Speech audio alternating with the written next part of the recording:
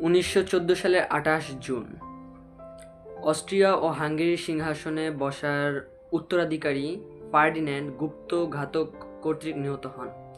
এই গুপ্ত হত্যায় সার্বিয়া সহায়তা করে।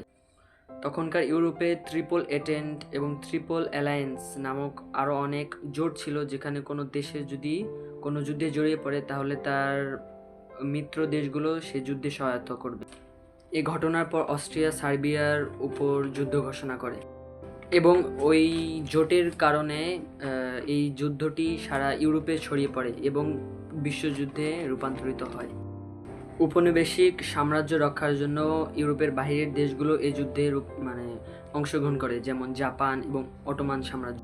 যদিও আমেরিকা এই যুদ্ধে নিরপেক্ষ থাকতে চেয়েছিল, কিন্তু জার্মানি বাহিনী তাদের জাহাজ ডুবিয়ে দিয়েছিল এবং মেক্সিকোকে একটি ফোনে বলেছিল যে আমেরিকার বিপক্ষে যুদ্ধ করতে। এই ফোন কল ফাঁস হওয়ার পর আমেরিকা রেগে যায় এবং প্রথম বিশ্বযুদ্ধে জার্মানি বাহিনীর বিপক্ষে যুদ্ধ করে। রাশিয়া ও গ্রিস যোগ দেয় মিত্র শক্তিতে এবং অটোমান সাম্রাজ্য যোগ দেয় অক্ষ শক্তিতে। ফ্রান্স, জাপান, রাশিয়া, গ্রিস এই দেশগুলো প্রথম বিশ্বযুদ্ধে জিতে যায়। এই যুদ্ধের মোড় ঘুরে মূলত 1917 সালে, যখন আমেরিকা এই যুদ্ধে প্রবেশ করে।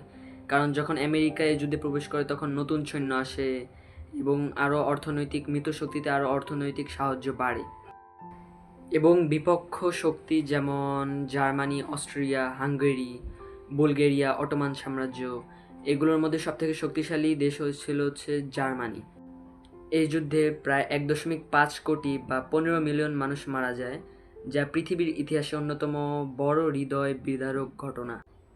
আবার 28 জুন 1919 সালে ভার্সাই চুক্তির মাধ্যমে এই যুদ্ধের আনুষ্ঠানিকভাবে পরিসমাপ্তি ঘটে। পরবর্তী ভিডিওতে আমরা অবশ্যই দ্বিতীয় বিশ্বযুদ্ধের কথা আলোচনা করব ইনশাআল্লাহ। এই বলে আজকে ভিডিওটি এখানেই শেষ করছি। আসসালামু আলাইকুম।